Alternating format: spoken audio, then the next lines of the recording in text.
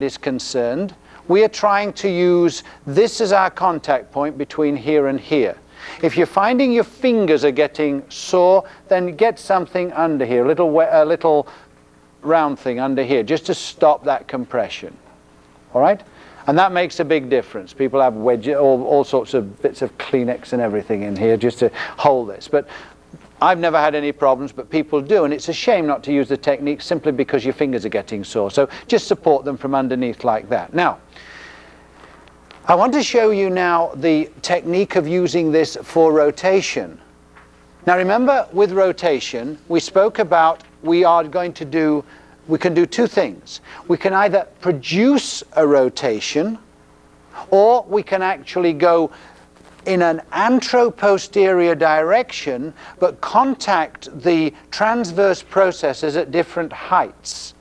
And if we contact them at different heights, it will always rotate, which means gapping, on the side of the lowest contact point. So that if I have her in this position, and I get here, and I look down at this point, and I put on the right-hand side high, and on the left-hand side low, like that, when I come back and just roll her into that position, what would happen is that the gapping would be on the left-hand side. So that as I go straight back like that, I'm actually producing a localized rotation at the 5-6 joint, and we're rotating to the left. Now I can also just put my hand on in a way like that, just flat across, just to give me a little resistance, and I could actually produce a rotation. Now then, here we go. If we're in flexion, which I am here, to do a coupled movement, which way would I be side bending as I rotate? To the same side. So I guide this across like that, and I just rotate like that in the same direction, allow the movements to go. So the stiffer a person is, the less we are trying to make this, over many segments, the less point there would be in trying to make this very, very specific. We want to do each level, so we just work down. If the patient was apprehensive, we would just work down in that flexion position, allowing it to go into side bend rotation the same way.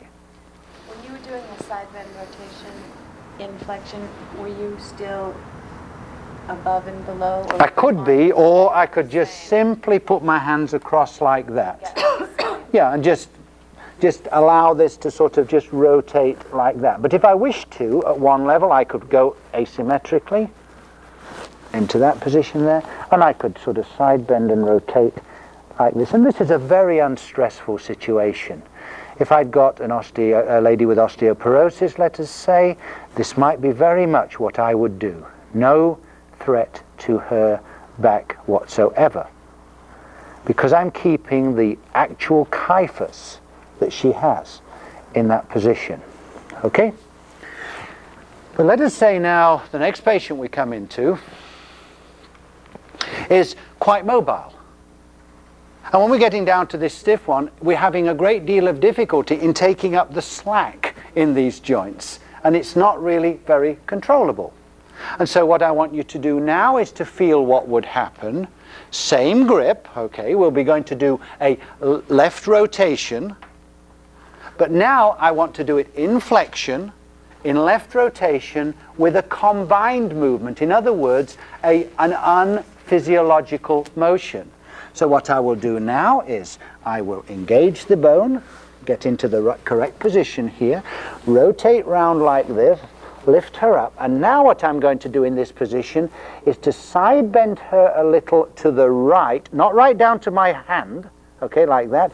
And now when I go back here, I can now feel that it is much, much more rigid.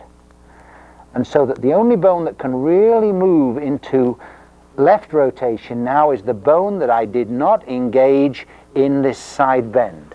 So we've got two possibilities. Either I can use coupled movement like this, which is nice and free, or I can use the combined movement, side bend, not to the level, otherwise we're going to have locking at that level. So side bend above, and then I can now produce my rotation. There. Good. Okay? So we can very, very gently use the coupled and the combined movement in this position. Now, I would suggest that most of the time we try and work with the spine in its neutral kyphus or a little flexion, not going into extension. There are problems. We've got an excellent extension mobilization technique in side lying, which doesn't cause any problems. And this is one, if I'd tried to free up a joint to go into extension, or with our patient with osteoporosis, we'd tried to free this. Now we're into this position, and I'd go into side lying, and I would encourage them to go back into this position. I wouldn't try and do these very local techniques into extension, because they're a little bit questionable. Perhaps they're a little bit too hard on the bones. But I want you to get hold of this principle, because it's going to be one of the best techniques. You'll be able to do a whole spectrum of techniques with them. It's a good manipulative technique, and also it's going to be a fine technique when we start working on the ribs. So I can't stress too much how important it is to get this right now. Now, how could I do the other side? Well, obviously I could work to the other side. I could go and do it all on the other side. But I can do it on this side also by, instead of having my asymmetrical hand position like this, I can now tilt my hand like this, so my lowest contact point is on the right side. So I come in here, I go and I use low on the right, high on the left. Now I roll her back like this, and now what I'm going to have to do is to either come round, side bend, rotate like this, or I can side bend her to the right side and come back, left side, and rotate to the right side, coming back there like that. So then you do using more that gapping type force. Yeah, which would be on this side. Yeah. So it is possible to do this from one side, but of course it's probably a little easier just to exactly reverse, go to the other side, and do then the rotation back to the right-hand side with the other hand around. But if you're in a cubicle where the bed's right up against the wall, we have one or two of these, don't we? You know, but then you can turn the patient around, either put the head at the other end. I mean, there's all sorts of ways of getting around this. Yes? You showed that similar technique this morning. Is the only difference is the tripod position? And then you're showing the same technique using the combining couple of Yes. options. Yeah. So the only difference- We're much, much more local now. Very, very much more local.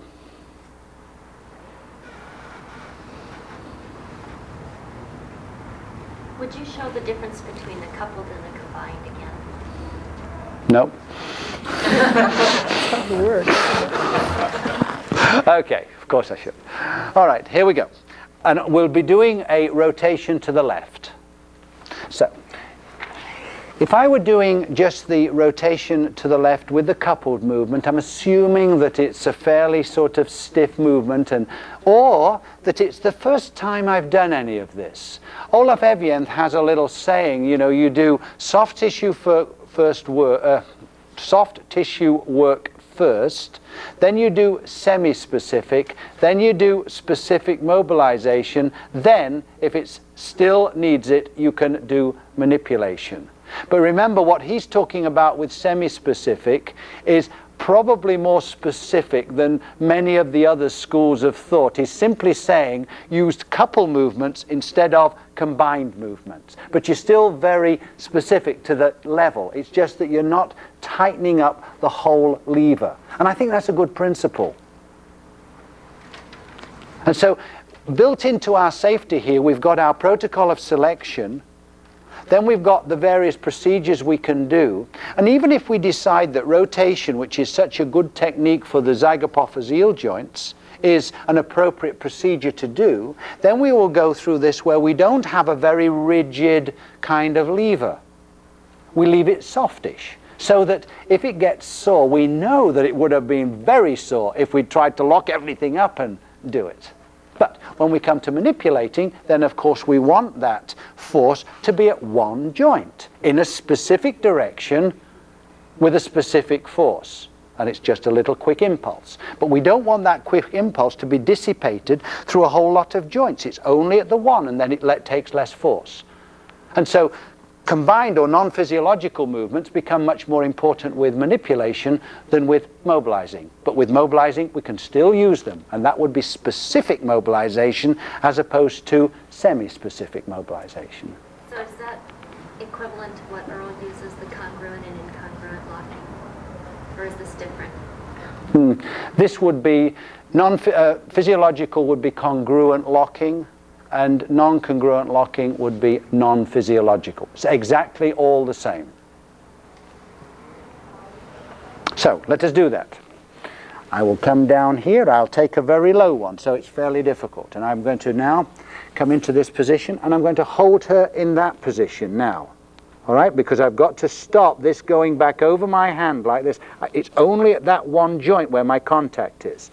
Now, for physiological, it's going to be all congruent, if you like. It's going to be just moving with a side bend rotation in the same direction. Whereas, if I want to do the incongruent locking, I'm going to side bend to the right, which makes it very rigid for right rotation until I get down to the one joint that I haven't involved in this, the first joint that isn't really involved in the rotation to the right. Okay, so the rotation to the left will all be apparent at that one joint. High and low on the transverse process on that, or just Yes, it was high and low. high and low? Okay, so right high, left low. Yes, yeah. If I want to rotate left, it would always be low left. So it's to the, and that's what's good about this thing, because, can you lay on your tummy for a sec? I shan't do it, but if I wanted to do a rotation to the left through this technique, I could put my hand on here and just push like that. That would produce a rotation to the left because I've got the lowest contact point on the left. And it's easy to see that that is going to push this round to the left-hand side, and that's why this has been so popular. But I'm forcing extension when I do this. I can't do distraction. I have got no ability to sort of softly move this. There's no point in using this because it's so restricted and limited in its applicability. And as I say, there's lots of other groups do this, and it's a good job if we don't. So, but in this position, high and low would produce a rotation this way. Now, she lays on her back and we get all confused because we're having a bad day. We just think to ourselves, okay, I want to go to the left-hand side, therefore I stand on the right, and I just make sure that my lowest contact point is on the left-hand side. And then, without having to think about it too much, we've got this. And I use that for whether I'm doing a coupled movement or whether I'm using a combined movement, because it's very comfortable. But if your fingers are sore that one day, you could in fact just put your hand across for a coupled movement and just produce a rotation just above that point, because this is only semi-specific. With the one high and one low, you can just do distraction Yes? still get gapping. Yes, of course. And you can also just do a backward movement like that and get a gapping. But you can also actually do it as a rotational motion. But all of them will produce a gapping if you've got an asymmetric hand hold. Oh, I enjoyed that. Okay. How high in the thoracic spine can you use Well, we did that? it yesterday, right up to T1. You can use 2-2. Yeah. How low can you use it is probably, when we get down below about T9, T10, it's kind of getting a little bit out of control there. On the other hand, to use the side-lying techniques of the lumbar spine in extension are difficult there. So we're struggling at junction zones. Wherever the junction zones are, it's always a bit of a struggle, because what works really well in the central areas is kind of becoming more difficult at the junction zones. And the thoracolumbar is notorious for being difficult. But, you know, sometimes you can do it. Have you got any problems in your thoracolumbar junction? Just come on to here a second. I'm not going to give you one. I just want to sort of show how difficult it is, that was all. Just lay on your back for a second. And I wanted to take a man rather than taking one of the, you know, slender women and say, oh, I can do it here. But I don't, you know, so when you're getting very low down into this area, sometimes I break a few kind of rules that make me a little bit unhappy, but it's the only way that I can kind of do this. So if I were coming low down, like let's say here, I always try this one first. But I've got to maintain, and I lift the end of the table up so I'm not sort of taking the whole weight of the patient. That's the first thing. And I come back into that position there, and the table's up, so I'm not standing a great deal of weight. And then I can do there. And so you can manipulate and do everything, even at this position, low down. It's fine. Okay, so but sometimes it doesn't work and you feel that they go back. So then you say, okay, put your hands behind your neck. Now, I don't want you to force your neck forward, but I have to hold this. So let's just try it out first off. Let's go round here. Now, I want you to come back over my hand like this. Leave yourself there. Let me get round here. And so I come into that position. But I don't like that one as much as this because I've got much more control. So all of these are things to look out for yourselves in terms of your size and how you're doing them. But the table that comes up and the end that comes up to take the weight of the body makes a big difference. So you just have to be smart, but you're the experts at kinesiology, aren't you? So you never... I'm coming into your workplace to see how you work. Do you ever feel a bit ashamed of that? When your back's killing you, thinking, geez, how am I working? How would I feel if somebody came in and analysed how I looked? I reckon that if I went onto a ballet stage and Baryshnikov was coming across, there'd be somewhat of a rather uncomplimentary comparison between he and I. On the other hand, if Baryshnikov came in here, and I was demonstrating this, and he'd look, I'm pretty certain, pretty bad against what I look like. So, you know, we're the Horowitzes and the Baryshnikovs and whoever the female stars are of this particular kind of movement. And this is, you know, like a very, very specific movement thing that requires a lot of skill to do. Well, we're going to do that. We better have a quick coffee because the time is going. Oh! I did say 4 days though, didn't I? Now we're going to do them because you need to do them, even if we have to miss, you know, something around the elbow or something. Well, we've got to do the ribs, otherwise, you know, when will you do them?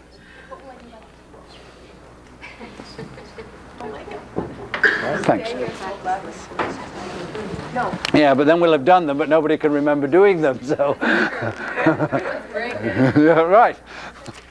Okay, just have a quick drink. I don't know, Dave, you need to sort of, I'm just going to have a quick review of this. If you want to put it on the video, fine. Right, so would you like to lay down? Okay, remember what we're doing here. We're going to do this whole business of the combined techniques. Now just remember what we're going to do. First of all, we are arm closest to you, go closest to the patient. I gently rotate over, try a little bit of just either that or rotation in that position and just see. I can do a little extension there, little rotation to clarify my position. Now then, we come into the position here and I'm going to do a rotational motion by using this asymmetric contact point here, so that if I go to the left-hand side, my lowest contact point is left. I make sure that I keep the neutral position of the spine and I go over like that there. Now I have two possibilities. Either I can use the congruent movement, which means that I side bend, which means that it likes to the left, which means that rotation to the left in flexion goes in that direction. Like that. Now then, if I want to get right down specifically to that area and take out and make much more firm the upper lever, then I side bend to the right, which means it rotates to the right. That means it resists left rotation if I keep the side bend to the right. And so by doing this, I'm very specifically now on one level. So as I said, we can use the asymmetric contact point very, very usefully in both of those two techniques. But if we had a patient that was very, very stiff, perhaps we just want to sort of use our hand as a block or put our hand across like this okay, and just get on the spinous processes and just kind of move across like this, and then move to the next joint down, and just kind of move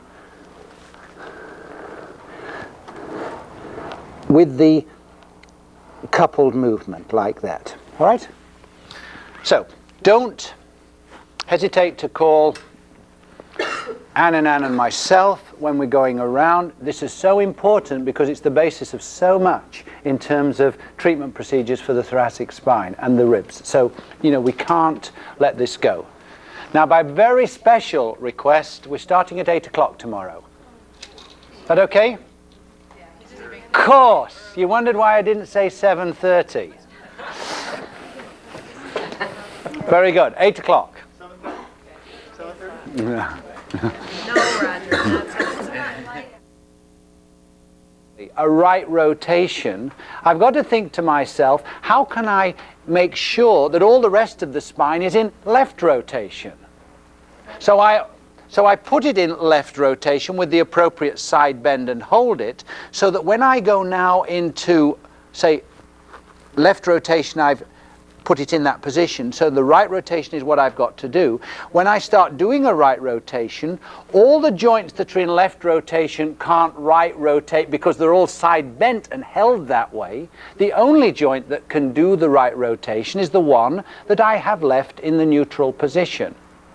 And you can feel this. And so in extension, what we should be doing is lifting the lower shoulder up like that in extension, which means that we'll get a side bend to the left side.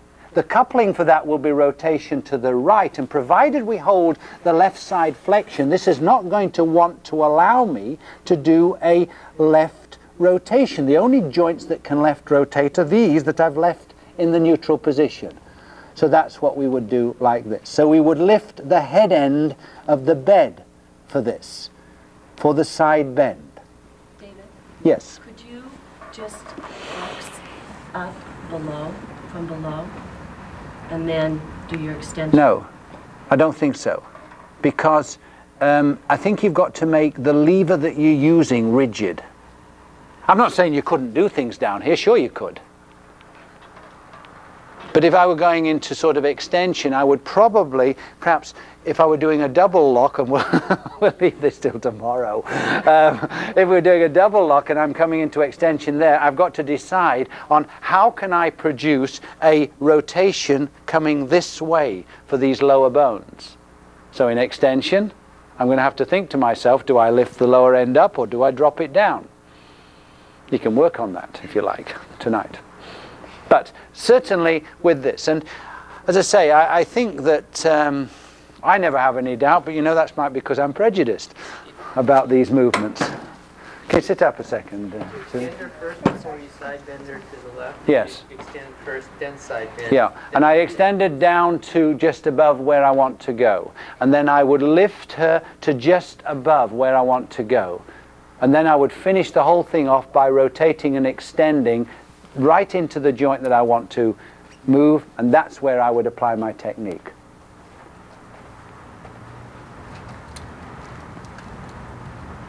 Yeah, just sit on the bed for a second. Jump up. Out of the way. And around this way, please. Right. Put your feet up on here. And, you know, it's very difficult to sort of work out all these double locking techniques. So what I would suggest you do, just perhaps spend 5 minutes on it tonight while you're on the toilet or something, you know, your thinking place, your special thinking spot. Okay? Get rid of the Reader's Digest and let's have the special paper there, all ready for thinking, okay? So that if I wanted to sort of look at below and above, and I'm sort of thinking to myself, well, I'm going to sort of mobilize, and I want to mobilize this way. How can I make the top lever rigid for mobilization that way down to that level? Then I've got to think that if this is the stiff one, the lower one is going to want to move to the right before this one moves to the right. So let me take the L1-2 as being the stiff joint. If I move down there to the right, L2-3 is going to want to move. So what I would like to try and do is to position L2-3 in left rotation and lock it in left rotation so that when I start doing this, now my hand doesn't have to do all of the holding and the stabilizing because we've placed it in that position. Now this is when we get into really elegant procedures of how do we do this. So which hip do you lift up? Yes, that's correct. Which hip? I'm going to leave you to tell me tomorrow because we're into extension, and so what we've got to think about is which hip are you going to lift up? Because we're still using the coupling. Okay, so we'd side bend up here, which would side bend that way, which would rotate this way, and so now I can sort of hold this. So these are things that we should think about, because when we get into excellence of technique, all this kind of stuff matters. I don't think we do it to every patient, but actually once you've started to do very local techniques, all the other techniques don't seem as satisfactory. But I think we should remember that the stiffer a person is, the more reactive they are, the more the reason for doing it in gentle coupling with the movements, the normal coupled movements, instead of trying to do the non-physiological motions. You all look as if you've had enough, actually. Have you? Okay. Tomorrow morning early, we'll start straight in with the ribs. Now then, it gives me very great pleasure to, on behalf of the North American... Good. Oh, all right. Well, good morning. Any pain from yesterday? Whereabouts? Third rib. Too much elbow then. Better start using some padding. Or think to yourself, is that going to be a technique that suits me? That's the other thing. May not be. But if we have the table sort of incline and can use a wedge, you can probably do it. Yep. Yeah. So I think with all of these techniques, it depends on your size and on your strength and on your physique and how you approach. And I think you have to adapt for what suits you, so long as the technique still stays excellent. I mean, that is the primary objective, but then the second objective, and very close to it, is that you don't get the patient better, but at the expense of making you worse. I mean, that's obviously a factor. Interesting thing that I notice about courses, that there is far more soreness on mobilizing courses than on manipulation courses. Whether this is because of the standard of the therapist is going up, or whether it's just because you don't repeat things so many times when you do manipulation. You know, you set up, you get yourself ready, you let it go, you get out ready, then you move it. And you know, you sort of practice a few times, but you can't keep on practicing high velocity movements to people. So it's kind of an interesting thing that you don't get as sore on manipulation courses, which you'd think you would be a lot more sore. Very rarely do you find that. So it's a good thing to get ourselves organized at this level so that the next course should be one where you can just adapt these techniques and practice them, and then adapt them for the little high velocity movements rather than for the long repetitive movements. Now, with the rib, what are we doing? Yes, ma'am? You mentioned that you and Diane Lee were talking about or developing some exercises to increase your speed and movement or velocity. Are you going to talk about those, or are those developed, or are they still in... I was hoping you were going to develop them last night. There are a number of things actually that have been tried. The chiropractors have a little board that has a small circuit in it and two plates like this.